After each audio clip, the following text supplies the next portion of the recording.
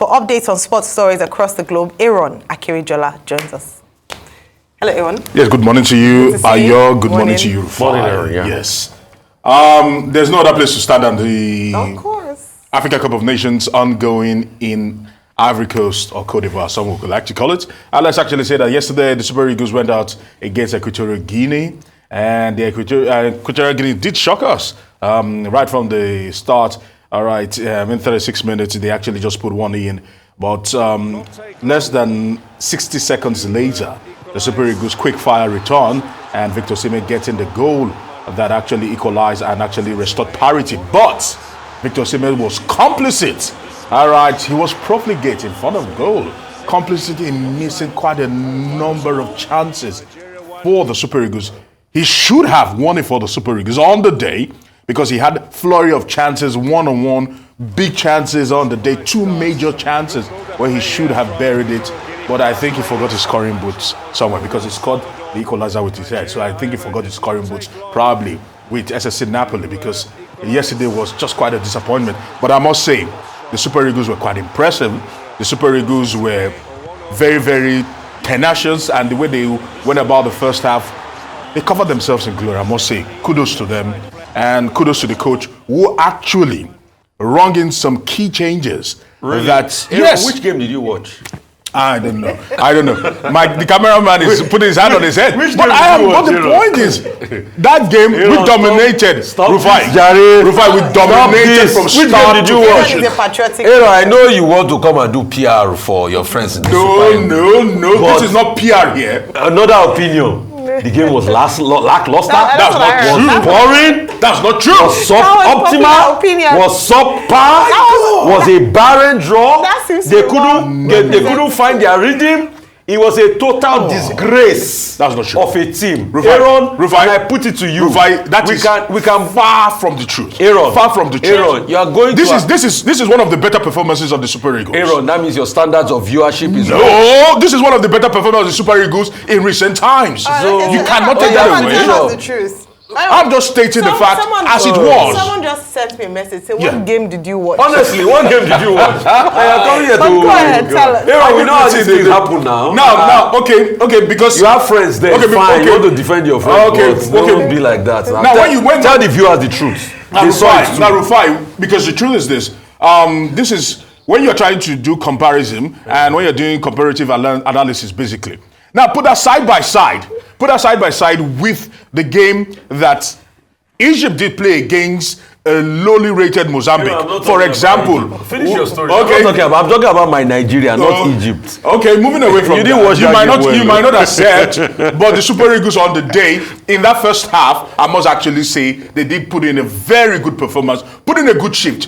Victor Osimhen, probably if Victor Osimhen had a scoring boot, would have been saying all things. Moving on. This is the reason why they don't play well, because they are encouraging nobody's encouraging anything. Don't mind it. Okay. Our legend, Austin JJ Okocha, was actually at the stadium yesterday to actually encourage them and actually try to boost their morale just before the game. And whether he played out, of course, ultimately, whether his presence actually was a catalyst of some sort, it's up to you guys to decide. But away from that, to other results that actually came out on the day. Of course, the biggest shocker for the day was Cabo Verde, going against the Black Stars of Ghana. And they actually beat Ghana 2-1. And that is the level of the Africa Cup of Nations. So for people that have been saying, the Super Eagles are going to do well, what will you say about how do you think the Ghanaians will feel it today? Those in the Ashanti land, how do you think they'll be feeling today? And other results that also came out from that particular game meant that Egypt, thanks to Mo Salah and a penalty, saved the blushes of the Pharaohs of Egypt. The Pharaohs were finalists last year, going against Mozambique, who are lowly rated, and they almost shocked the Pharaohs of Egypt. That is how the cookie crumbles when it comes to the Africa Cup of Nations. Away from that quickly, let's talk about the fact that the Los Merengues, Real Madrid on the day in Saudi Arabia, won the El Clasico, which was the Spanish Super Cup, 4-1 with Vinicius Jr. bagging a hat-trick for himself on the day. Lewandowski tried to pull one back, but at the end of the day, it was just down to a consolation goal.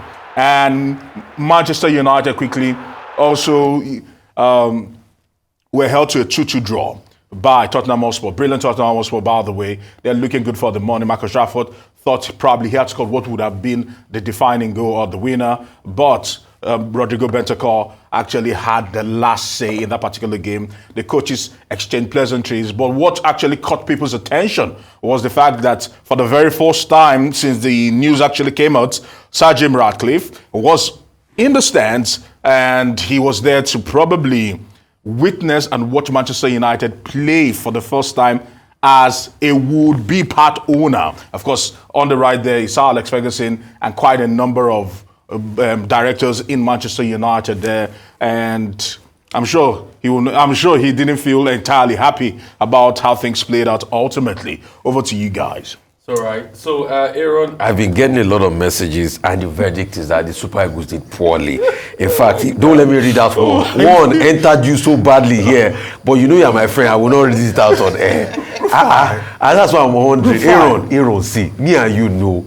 You have a lot of friends in that Super Eagles and technical committee. Wait, Aaron, wait. This has nothing wait, to let do me with talk them. now. Okay. You know you have a lot of friends there. And you know we need it for morale of the team so that boys will not feel too bad. So, you know, we do these things once in a while, media. But when it's glaring like this, you tell the truth so that you save yourself. No, okay, now, Rufai. Wait, I'll just ask a simple question. Let me finish Aaron now. When you look at it holistically, what made the game a bad game? See, we didn't win. Agreed. Holistically. But what made the game a bad game? Holistically. Nobody has been able to tell me. Wait, holistically, yes. The game was a bad game. And I'll tell you, let me tell you. Explain, please. Creating chances was woeful. Was very woeful. In fact, the only goal we scored was because the team capitalized on the fact that they had just scored us, and before they reset, so there was a through ball that was put across the flank to Ademola Lookman, then he chipped it in, then Osimhen could head it in.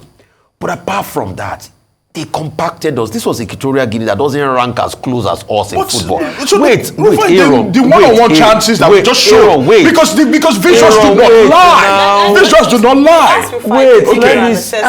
So I'm talking now. So what I was saying is that, check the stats, Ayo. Possession play, Nigeria 50%, Equatorial Guinea 49%. So they compacted our team because you have 3 one-on-ones. Yeah, there are going to be chances a little, but you fluffed the one-on-ones. In the end, it was even the Equatorial Guinean goalkeeper that won man of the match. So why did he win the man of the match? Jesus, for example. Let me finish now. This is the start from the game. This is the start from the game here. The Super Eagles had possession 51% as against 49 for Equatorial Guinea. The Super Eagles had 19 shots, 7 of them on target, and 2 corners, and they considered 13 fouls. Okay. The Equatorial Guinea, the only shot on the game was the goal they scored. And you look at that, they actually had 7 shots, but 1 shot on target. When you say the game was bad, Ayo, what does that does the stats and the visuals, do they reflect that? No. The answer is no. No. So it shows you that. Victor Osimhen was profligate on the day. Simple as that. You have poor conversion ratios. Secondly, I'm happy you read out the stat, 51% to 49. It means that the game was a compact game. That Equatorial Guinea too held their own as regards. They held you to ransom now. You played poorly. Okay, what's the ranking, FIFA ranking of Equatorial Guinea? No, the question I'm asking you a question. Aaron. No, Rufai, what I'm going to with this Aaron, answer me. Equatorial Guinea has been able to do what the Super Eagles have not done in the last 2 editions of the Nations Cup. Can I ask you a question? Can I ask you a question? With this present one, Equatorial Guinea have gone into the quarterfinals, 2 quarterfinals. Has the Super Eagles gone to the quarterfinals in the last 2 editions? The answer is no. This question honestly. Yes. What's the FIFA ranking of Equatorial Guinea? All right, I don't know that off the top of my head. It's like me going on a math contest in the primary 5 and you say I did well. No. See, what's the FIFA? You can't answer the question. The beauty about football is that it is 90 minutes, 11 versus 11, and usually you can underestimate any team. Absolutely. Egypt tried to do that yesterday, and they got them. I love your passion. Bring us more, and I think you should be the personal chief encourager of the Super Eagles. This is not encouragement, yes. This is not. I wish we had time. I was going to talk about Sven. Me and you know but we have that to move when on. we leave air now, you say this one appear. All right, let's go.